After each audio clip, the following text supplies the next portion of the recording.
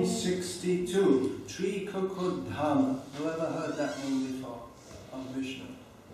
Not such a well-known name. Only if you are familiar with Vishnu Sahasranama would you know this name. It's an unusual name, and not only is unusual means it's not a commonly spoken name, nor a name that we commonly see in Shastra. It's also, unless one is somewhat versed in Sanskrit, it's not an easy name to understand what it means.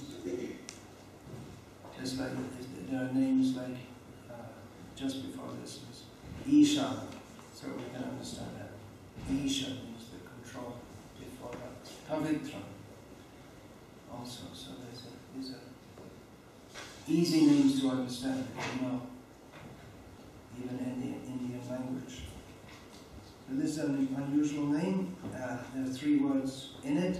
Tri is the first, Dhama is the last, and in between it can be Kakub or Kakut according to Sanskrit grammatical rules. The ba and the ta before it, da becomes a da also. So 3 means 3. It's clear. Kakub means the direction, just like east, west, north, south, up, down, these directions. And Kakut, what is it? Kakut, it must be Kakut. The hump, such as the hump on the back of a bull or the peak of a mountain. And Dhama, the general meaning is abode, residence, and it also means a ray of light or brilliance. So putting these various meanings together, then various understandings of this name arise. And of course, for those who are especially inspired by Saraswati, they can find many, many meanings in every name. Madhvacharya, he wanted to give 100 meanings to every name. But the straight or the most apparent meanings are discussed by the commentators. So if Dham is taken to mean brilliance, then Trikakut will have to be taken as a separate name.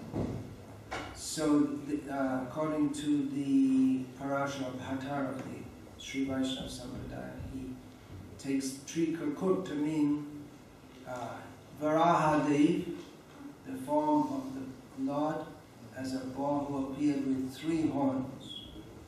So you probably don't remember from Srimad Bhagavatam that Varahadev had 3 horns, but there is a quotation here from Mahabharata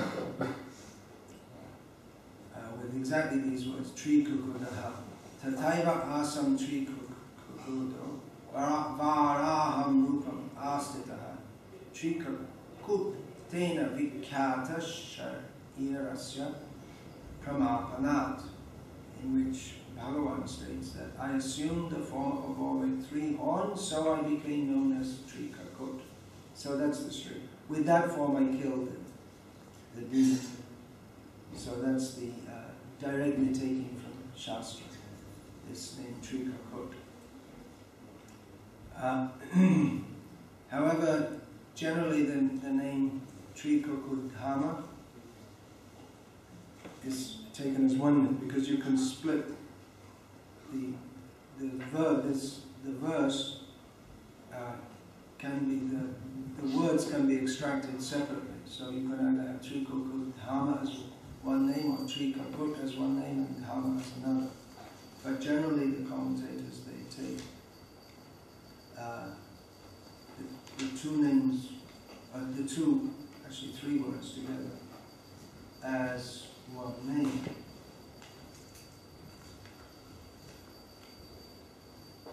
So, another understanding that Parashara Bhakta gives is that Trikukudhama means he whose abode are the three quarters. Because in Shastra it's stated that the spiritual world is 3 parts and the material world is 1 part. So in that way it can be given. Now if 3 is taken to mean in general three groupings, then the name Trikukudhama becomes synonymous with the name Triadish, which you maybe remember from Srimad Bhagavatam. The Lord of all threes. So there are so many threes. There are 3 Purusha avatars, Karadakashai Vishnu, Garbhodakashai Vishnu, Kshiradakashai Vishnu. The 3 modes of material nature. The 3 divisions of the material universes, each has upper, lower and planetary systems. There are the Trimurti, Vishnu, Brahma, Mahesh. There are Krishna's own 3 residences, Vrindavan, Mathura, Dwarka, 3 modes of material nature.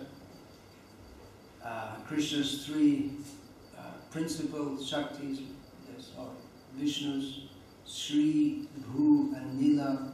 So in this way, there are the 6 most prominent opulences of the Supreme Lord are grouped into pairs. So we get Jnana and Bala, Aishvarya and Virya, Shakti and Teja.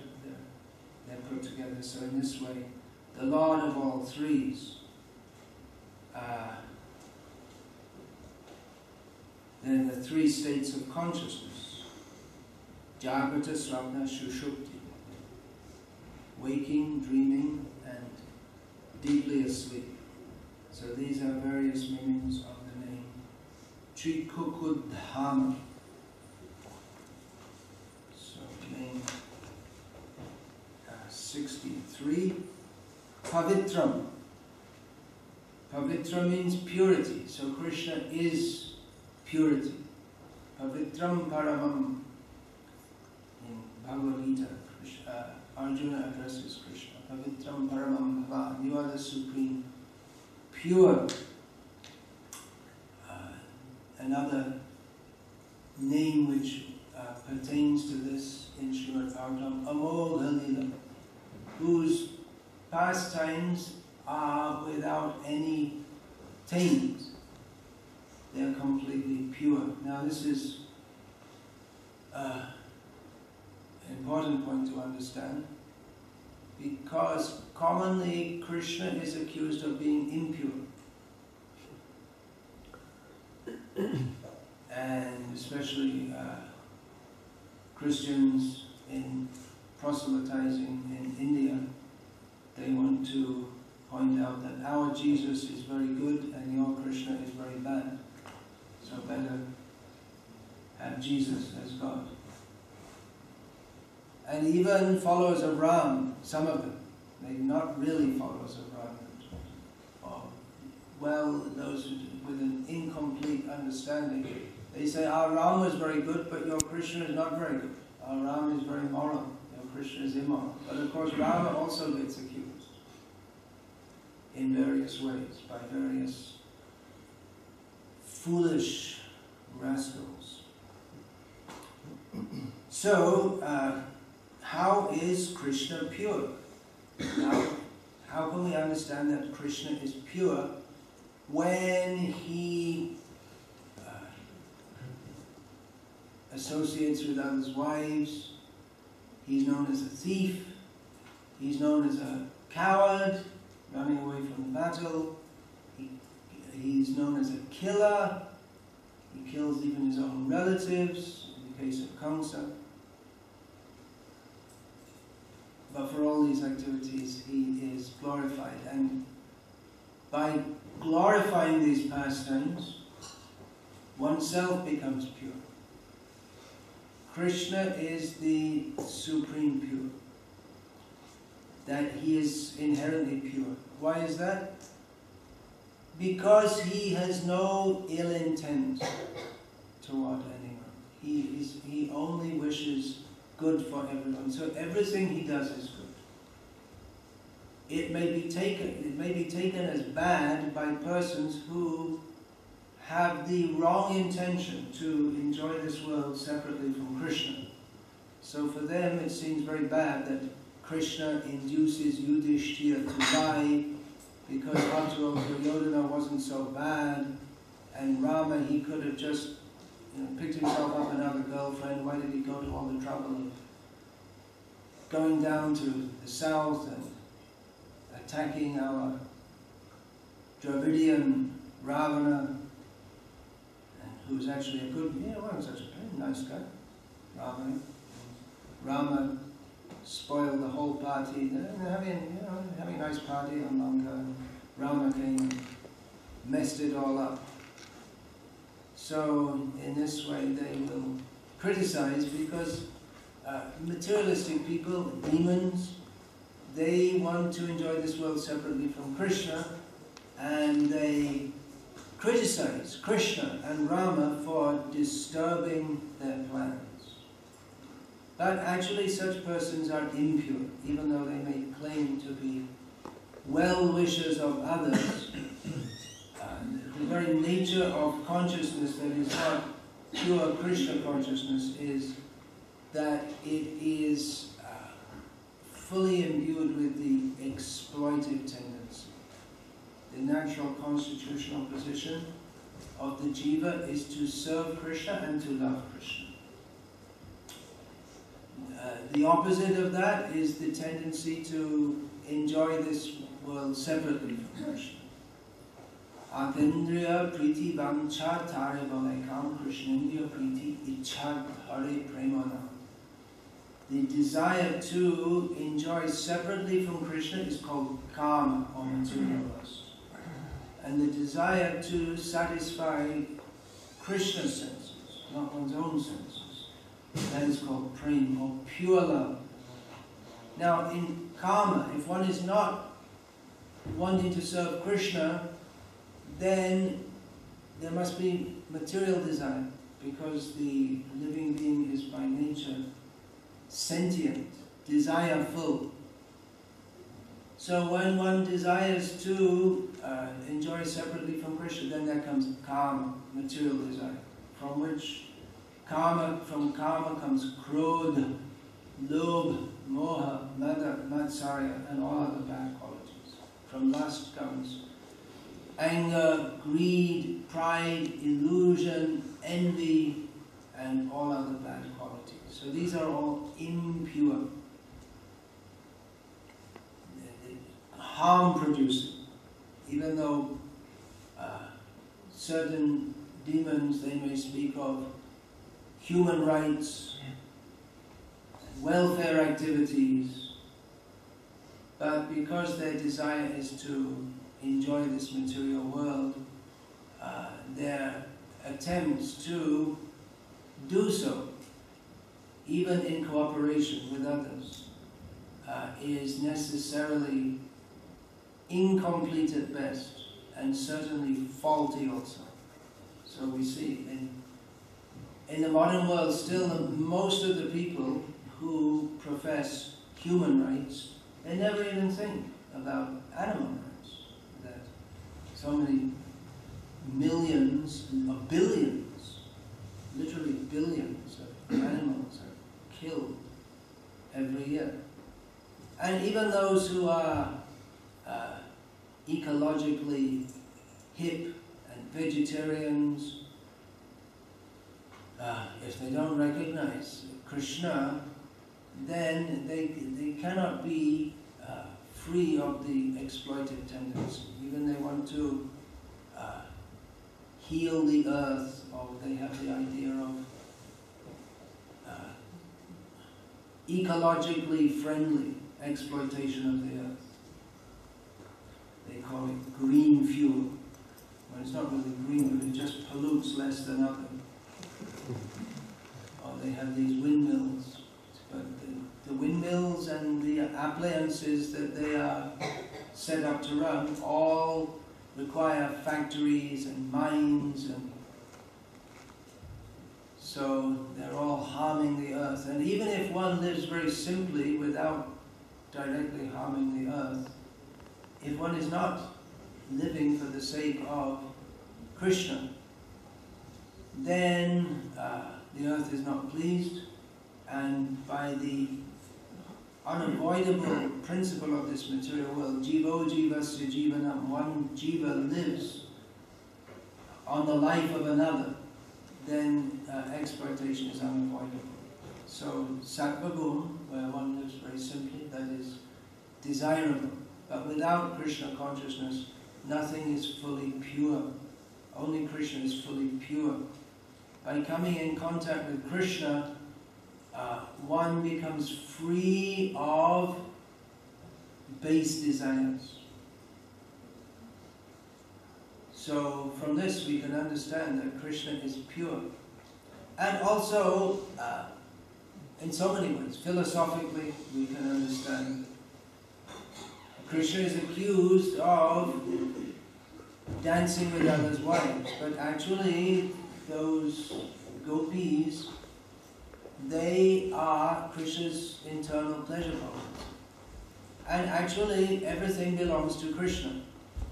So it's not that Krishna is immoral for dancing with others' wives. Any person who thinks this is my wife, he is immoral.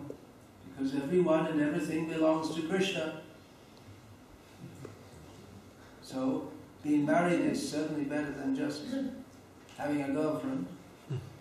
But even that is not fully proper understanding. If one thinks this wife or this husband is meant for me,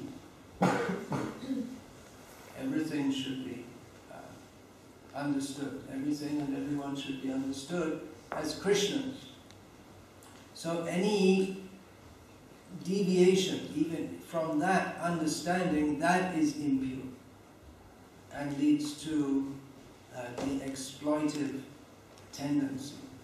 So Krishna is pure because within Krishna there is no lust, greed, anger, envy, pride, illusion, any of these bad qualities. But if we see Krishna, there seems to be so much desire, so much anger. But again, that has to be understood. That is, it is there, but it is non-harm producing. Krishna's anger, that is beneficial for the objects of it. Krishna's everything, Krishna's lust, by hearing about Krishna's lusty affairs, apparently lusty affairs, then we ourselves become free from the mundane lustful tendency. So Krishna is the supreme pure. He is pure and he purifies others. That is the test of purity. In this material world, some items may be considered pure, but they can become impure by contact with impure substances. Just like milk is pure, but if some alcohol is put in that, then it becomes impure. Alcohol is very impure because that cannot be purified if anything touches alcohol. But, well, just like some clothes, if one is sleeping in some clothes, then they're impure. So the clothes can be purified by washing. But some items are so pure that they're always pure, just like the conch shell is always pure. Nevertheless, if one blows it because one's saliva is impure, although according to some, anyway, then one should wash that or purify that from this. But the conch itself is inherently pure. But Krishna, for him, there is no question of impurity in Krishna. The water purifies the conch shell, But the purifying agencies, there are so many purifying agencies. The wind, Krishna says in Bhagavad Gita, Pavanam Pavanam Asmi. The wind, Krishna says, among purifiers I am the wind. So that purifying capacity comes from Krishna. Krishna is always completely pure. Krishna is so pure that even by saying his name, one becomes purified. The name of Krishna is non-different from Krishna. Even by saying the name of Krishna, what is that? Hela, Stobha, Sanket, and Parihas. Even neglectfully to indicate something else, jokingly, in any way one says the name of Krishna, that is purifying. Even if one has no idea it is the name of Krishna. If someone's just, that example is given, a Muslim, they may say haram, which means something, they're calling out this is something very bad. But because they say the name of Ram, they're purified. Or even if one says the one syllable in a sentence and then another syllable later in the sentence, then that's I think of a sentence. Hurrah for Ma people. It's not very good. I have to think it up on the spot. Hurrah, rah, rah, rah, rah, for Ma. That's a mispronunciation of mine. Hurrah for Ma people. So you say Ha-ra for Ma. So you got Ra-ma. So still one gets the result of saying the name of Rama, even though there's absolutely no thought of Rama whatsoever. So purifying is Krishna, Rama. But Krishna is the supreme pure. He is the means of purification. Purification, of course, there are different levels like that. The cloth becomes pure. The body after sleeping, we should bathe, especially if we are to worship a deity. But the most important purity is inner purity. The mind should be free of contaminations, lust, anger, greed, etc. So yes, simply by remembering, what to speak, even not saying the name of Krishna, even not seeing Krishna, even thinking of Krishna, one becomes internally and externally pure, as the well-known verse is that, which begins Sarva Vastam Kutupi Om Apavitro Vitro Va Om Pavitro Pavitro Va Sarva Vastam Kutupi Va Yasvara Kundarika Sham Sabha Yabhankar Shuchi.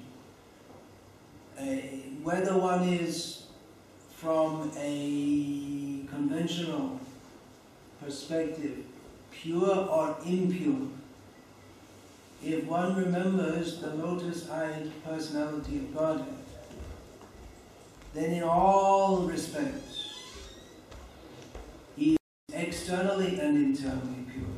So theoretically, one can worship the deity even without taking birth. You can just say Hare Krishna and then one can worship the deity. But, or even just remember Pundarikaksha, then one can worship the deity. But there are rules of deity worship to maintain the proper attitude on the behalf of the performer. For those who have, for devotees who are fully pure, they may not follow such rules and regulations. Like Vamshidas Babaji, he didn't have any rules and regulations in his deity worship. Nor did he chant any rounds, nor did he follow any rules, but he's completely pure. Nor did he bathe. Well, sometimes he did. If he wanted to, he did, but not regularly. So, still, he is to be considered fully pure because he always thinks of Krishna. Now another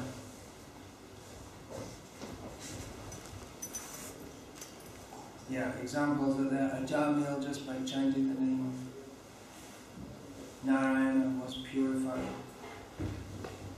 There's a narration given in Sri Garga Samhita of one king of Sindh who was extraordinarily sinful. Once he was out hunting and a minister shot him with an arrow. In those days, not with guns. So he fell down, and just as he was dying, he hit the ground and died, and he went back to Godhead, even though he was killed.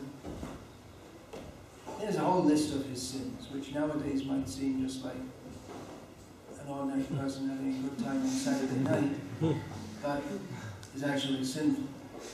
Well, killing people, he killed many people also. A king can and should kill under certain circumstances, but not in all circumstances. So anyway, he went back to Godhead. Why? Because when he fell down, what had happened? A Vaishnav had been there previously and had sat there and had made his Gopi Chandan tilak, and some had fallen on the ground. And the king came in contact with that, his body came in contact with that at the moment of death. He was purified of all his sins and went back to Godhead. So purifying is Krishna, that even that which is in relation to him, that which is very dear to him, such as Gopi Chanda, just by touching that one becomes completely purified. So we can imagine how pure is Krishna. And now another meaning of the name Pavitra, which is completely different meaning. One who gives protection. Pavitra, tra means here. Trayate, as in Kshatriya. Trayate, Paritra. Who gives protection from the thunderbolt of Indra, which is called Pavi. So, Pavitra. So if one is threatened with the thunderbolt of Indra, we can call out Pavitra, and Bhagavan will deliver us. Not that we are likely to get threatened by the thunderbolt of Indra, as you're all devotees, but even anyone. Why should Indra bother in this Kali Yuga with all the petty people here? He deals with big demons, not with little demons. Like I used to be for Srila Prabhupada kindly pick me up, and I'm trying somewhat not. Now there's a statement in Vedanta, Indriyanam Raja Indra.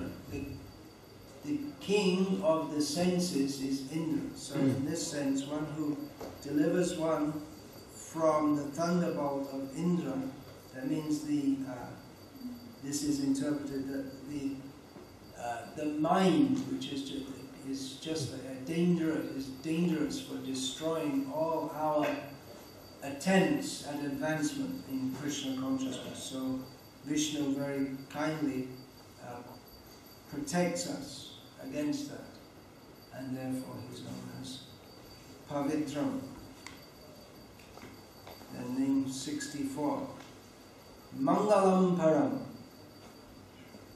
So this name means supremely auspicious, and this fits very nicely with Pavitra, because he's completely pure and completely purifying. Then he's most auspicious, because real auspiciousness, people have different ideas of what auspiciousness is.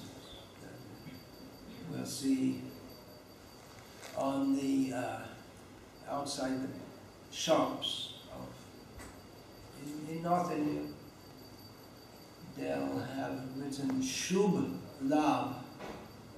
Shubh means just like this, Mangalam means auspiciousness, and Labha means profit. So these are the two aims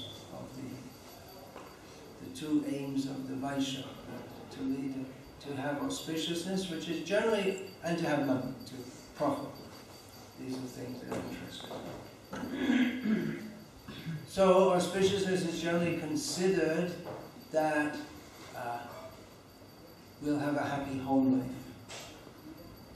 We'll lead a pious life. There'll be many children. Of course, that idea has changed in the modern age, because now it's considered wrong to have many children. But according to Shastra, it is auspicious to have many children. And everyone will be healthy, and everyone will more or less cooperate among themselves at home, and will live comfortably and happily, and this is considered auspicious. However, it's not really auspicious at all, because that's all the illusory happiness of this material world. So real auspiciousness means to understand that everything auspicious and inauspicious in this world is inauspicious. And the only real auspiciousness is to go back home, back to Godhead, to Krishna, to be Krishna conscious. So that is supreme auspiciousness. And Krishna, because he's all pure, then he awards such auspiciousness. No one else can award such auspiciousness. He speaks Bhagavad Gita and gives us the knowledge by which we can understand what is the actual meaning of good and bad and auspicious and inauspicious. So in this way, Krishna is the supreme auspicious. He's pure, means he has no ill intent, only good intent for all. And in this way, Krishna is all auspicious. That if we go to Krishna, even with a mistaken intention, that we think, I'll go to Krishna, and by Krishna's grace, I will attain auspiciousness. That means, just like Dhruva Maharaj was thinking, I will obtain a mighty kingdom. But Krishna is so purifying and so auspicious that he, even though Dhruva did not have any such intention, Krishna destroyed the desire within Dhruva Maharaj's heart, material desire, and awarded him pure spiritual desire. So Krishna in this way is supremely auspicious because he acts for the benefit of others, even against their own wish. So that's just like children. The parents are supposed to act for the benefit of children, even against their own wish. The children's desire is simply to play all day, and the parents send them to school with the mistaken understanding that it will benefit them, at least in the modern age. But at least the children have the idea that it's supposed to benefit them. So, anyway, that's another discussion altogether. Auspiciousness and inauspiciousness of mundane education. Actually, it's all inauspicious. That is a different discussion. So, Krishna is all auspicious, so that even people who approach Krishna in enmity, they're also benefited.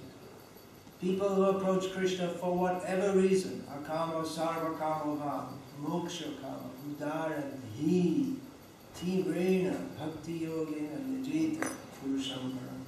Even people who approach Krishna being full of material desires, or if they have the inappropriate desire to become liberated without serving Krishna.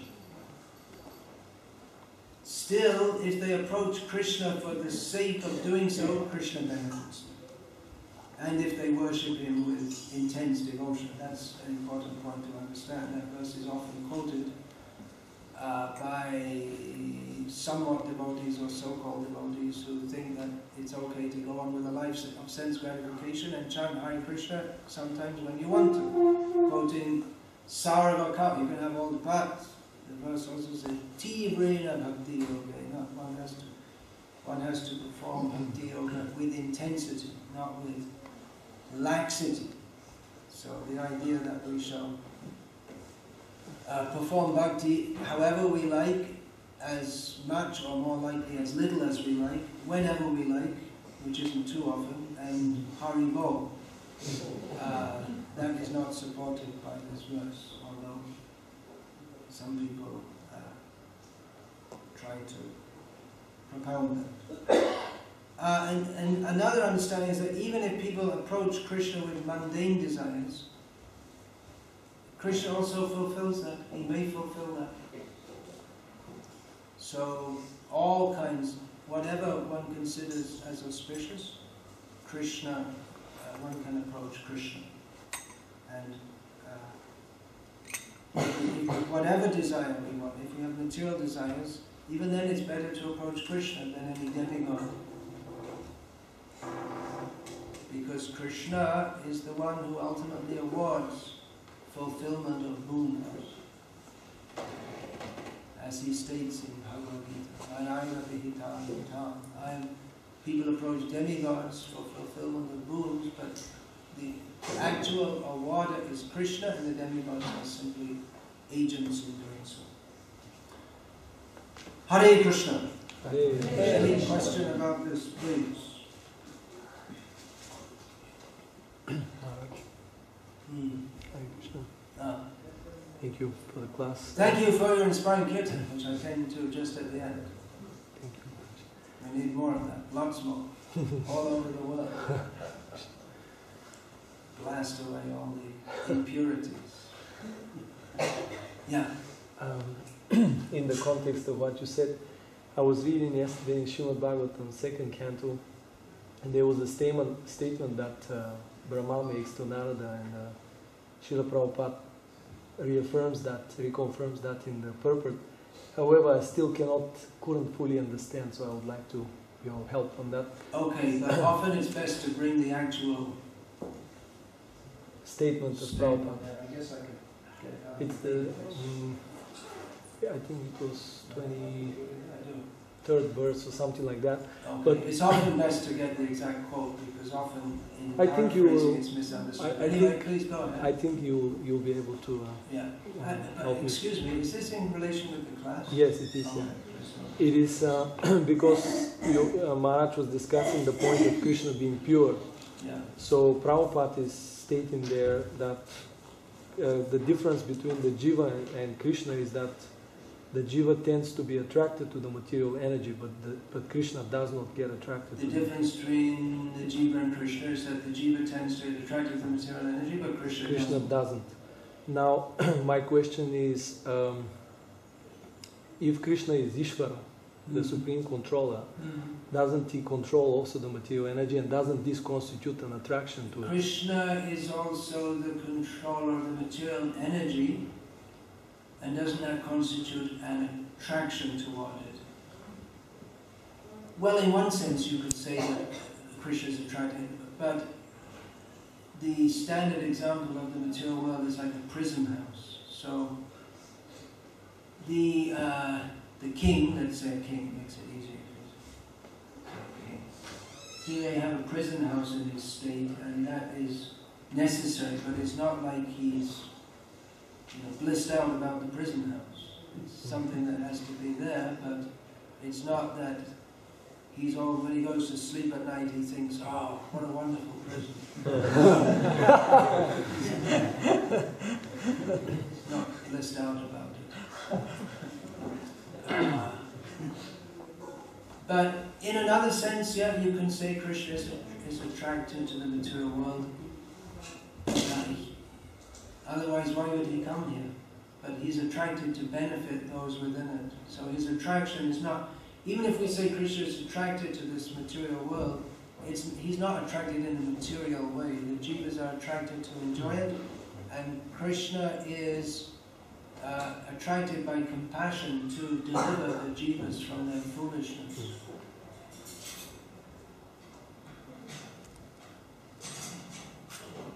So Krishna, even though he comes in the material world, he doesn't become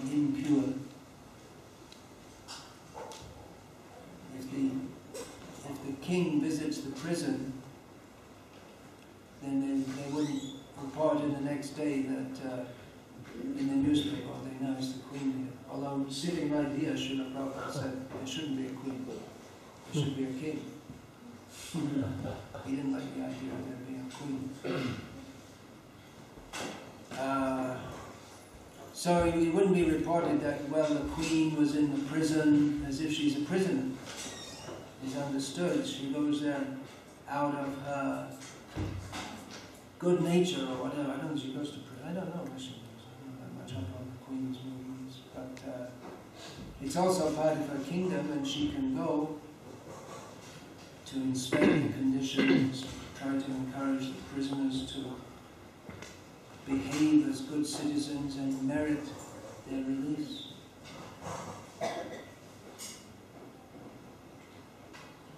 Yeah. You mentioned Pavitra.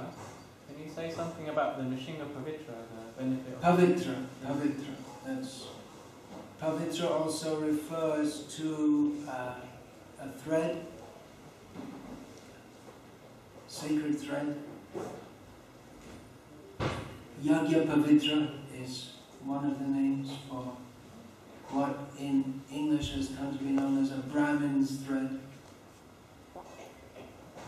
There are also these specially crafted pavitras, or made of silk thread, which are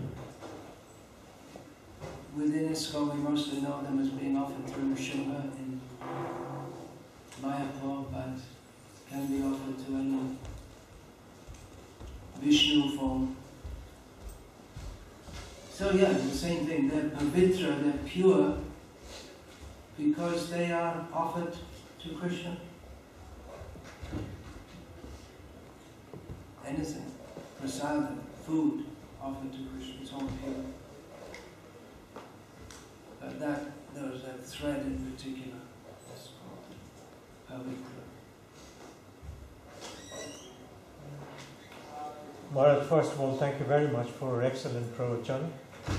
In fact, I will go so far as to say that it's so good that it's pregnant with questions and answers for an entire conference. I hope you'll allow me to ask. Well, we're over time now. I hope you will allow me, you're saying, but I'm not the allower. Who's the allower? Who are the over there representatives of Vishnu as the authorities here? Yes. Over there? Well, over there. He's the authority. Well, he's everywhere. What's the thing we should... I'm sorry? You should finish around 8:45, right? 8:45, is it? Okay, Yeah. I presume this is 8:30. Yeah. Okay, we have another 12 minutes according to The this. stats Yes, only yes, yes, already yes. till now. Sorry? Okay, so please go away. Please say something. When Arjuna was complaining to Krishna in Bhagavad Gita, saying that my limbs are trembling, my hair is standing on their ends, I cannot kill my relatives and so on. So Krishna could have said equally, instead of saying what he actually said, okay, Arjuna, I understand your problem. Please narrate this thing, to the following, to your cousins, Duryodhana, for example. Say to Duryodhana, yes, dear cousin, I understand that you are very annoyed with us, but I really don't want to fight with you, provided that you fulfill 3 conditions. First, respect your... This is a new Mahabharata. So, you... Whatever it is, it's not going to be right. Because what Krishna said is right. Yes, but the thing is... Maybe you got trained in modern, what do they call that? Conflict resolution. This came about... Krishna wasn't a very empathetic listener. Arjuna, he's really distressed. And like you say, his body's trembling, his Gandiva's fallen down. And Krishna doesn't say to him, well, I understand you had a hard time. And Krishna calls him, you damn fool. You think you know what you're talking about? You don't know anything. So that's Krishna. You can argue with him if you like, but No, it's not advisable. If you take the basic tenet as being it is wrong to kill anyone or anything. No, that is rejected, that basic tenet that it's wrong to kill anyone or anything. That is not acceptable for a kshatriya. Kshatriya must kill. And he's trained to do that. Sometimes killing is needed. Well, that would please the people of Texas very well.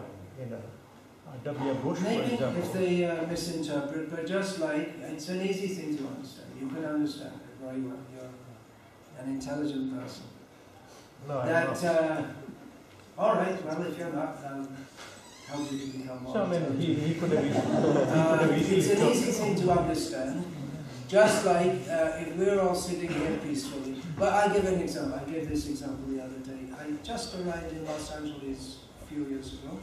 And I think it was on the same day, or no, it wasn't the same day or the next day, or the day before. So anyway, it was in the newspapers that at the check-in counter for El Al, the Israeli Airlines, a gunman, a man had just come in and started shooting randomly and killing, presuming that the people going on the flight were all Jews. He was an Arab. So he killed a few people, and then a security guard shot him dead, shot the gunman dead. So that is an incident. The gunman, the security guard did his job properly by killing him. By killing that person. If he had, no, of course he could have just maybe shot him in the leg or something, but anyway he shot him dead. So that is a case where shooting, the gunman who was shooting others dead was a criminal, but the person who shot him dead was a hero, or at least he was just doing his job, because it was taking one life of an evil person to save that of others who, at least in that situation, could be called innocent. So, in some situations, killing is laudable. It is So required. would you say therefore that Krishna was actually teaching us that there are some people who are intrinsically so evil that it is actually doing a mercy to them to separate their soul, for example? Yeah, to kill them is good. Krishna taught Arjuna in Bhagavad Gita, Adveshta sarva bhutanam maitra karana evacha. A devotee who is very dear to me, who has no bad feeling toward others, who is friendly and merciful to others. And Krishna was telling Arjuna to kill Duryodhana.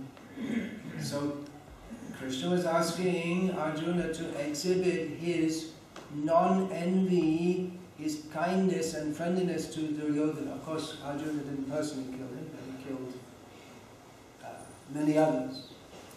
It was Bhima who killed all the sons of Dhritarashtra. So, by doing so, Arjuna exhibited kindness, because to allow sinful persons to kill, to live, when they're going on when they're simply committing more and more sins and oppressing the public, oppressing the populace, better that they die at the hands of a pious Kshatriya like Arjuna and in the sight of Krishna. So this may be misused and misinterpreted for jihad or something like that, but historically it has not been so. Historically, although the Bhagavad Gita enjoins killing humans under certain conditions, historically it has not been misused for wanton killing, because it's been propagated within an ethos of proper understanding of the intent. So penitentiaries in Phoenix, Arizona, Texas, they're perfectly okay to kill all these people in the death row. Right? It's another question altogether. The message of Bhagavad Gita does not exonerate or encourage killing under any or all circumstances. But anyway, you should know by now. You've been coming so many years. If you didn't understand by now, then what shall we do for you now? Thank you for your answer. I must be very dim. Thank you. Yeah, actually, if you still don't, I mean, every class you ask some questions like this. When are you going to understand? Just accept Krishna. I don't know. as It he is because it is a Bengali characteristic. You know, quite aggressive. Bengali Amra kichu jani. It is probably my gene. I don't know. Kintu Prabhupada এবং আমাদের সকল আচার্যরা তারাও Bengali কুলে জন্মগ্রহণ করেছে। হ্যাঁ, নিশ্চয়ই। তাদের পদাঙ্ক অনুসরণ করা আপনার জন্য পরম মঙ্গল হবে। আপনি একটু চিন্তা করুন। But Your Holiness, thank you very much indeed. Hare Krishna. Hare Krishna. Yeah, well, here's a good one for you. I've got that. You didn't get it because it only came out last night. That's the standard excuse. It looks like another one that was on sale the other day. No, I saw this for the first time last night. It's just released last There night. is another one which looks like this one. All right, but it's not. It was on sale just outside over there. No. Not this one, but the one that looks like it. So this is different. On speaking strongly in Sri Prabhupada service, just came out, and why we should speak strongly to all the rascals and tell them, as Prabhupada said, you should go to all these mudras and tell them directly, clearly, you are all mudras. So there's a whole essay about it with over 500 quotes about why we should speak strongly, at least sometimes. Generally, our preaching should be strong, clear, to the point, not beating around the bush. So that's... Maharaj, there are so many books by Vikasa Swami. It's outside on the table. If you are interested, you can buy it and support the Maharaj. No, it's not to support me, I'm not supported by This is Krishna's 7 grace. But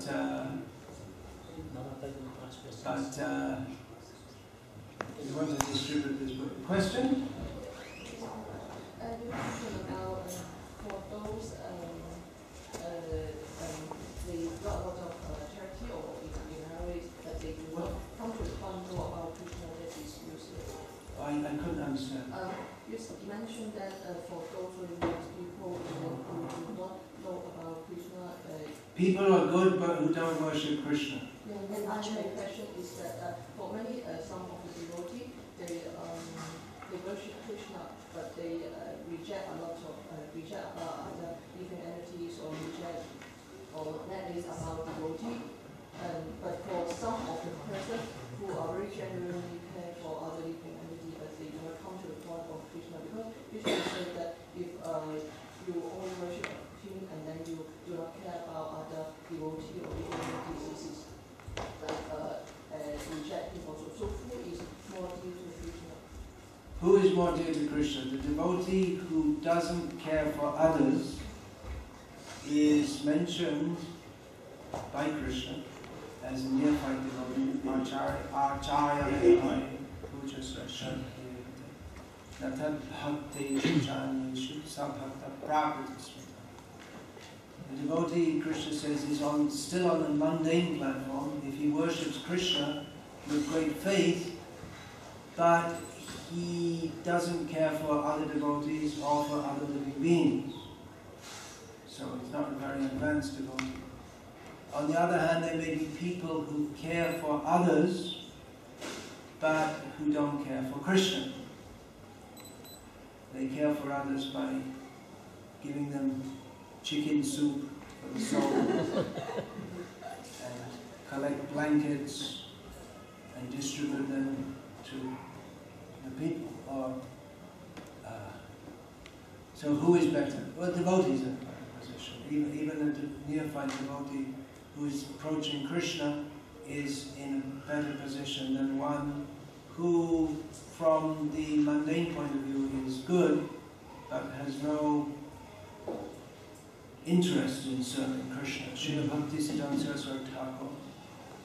stated that the neophyte devotee ringing the bell in the temple even once during the arati of the Lord benefits the people of the world not only spiritually but also materially millions of times more than people who open hospitals and schools and things like that.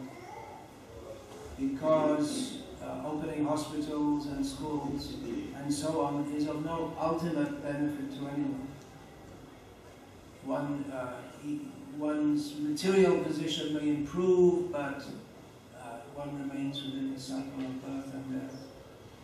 Whereas any slight glorification of Krishna, it benefits the whole world, although it may not be seen as such, because real benefit means to become free from birth and death and to go to Krishna. So ultimately mundane welfare work is of no use whatsoever. It's simply for the body and the mind. Whereas Krishna consciousness, even if it's not intense, even if it's materially motivated, the connection with Krishna, that is pavitram mangalam param, that is pure and most auspicious. So this point will not be understood by persons who don't understand the point that our only real activity, our constitutional position is in the service of Krishna, and all else is simply a cause of suffering. In one sense, the mundane welfare workers, they're doing more harm to people than good by reinforcing the idea that we can be happy in this material world. We are helping people. How are you helping them? You've got a blanket on your body as you make your way to hell. It's like at the Auschwitz, the concentration camps in Poland, where the Nazis would take the Jews to the gas chambers, and they had orchestras playing classical music for them as they went. So very nice music. But if you're on the way to get gassed to death, so you could say, well, the Nazis, it was very nice of them to arrange an orchestra. Why did they do that? It's really macabre, isn't it? Very strange. So, clothing the body of a anyway, I discussed this at length. If you want, I have CDs of lectures. One of them is a 2-hour lecture on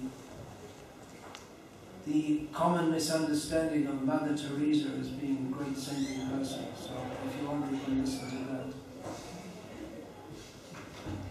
Otherwise, it becomes a big seminar. Hare Krishna. I'm finishing. Hare Krishna. की जय में भक्ति का स्वामी महाराज की जय।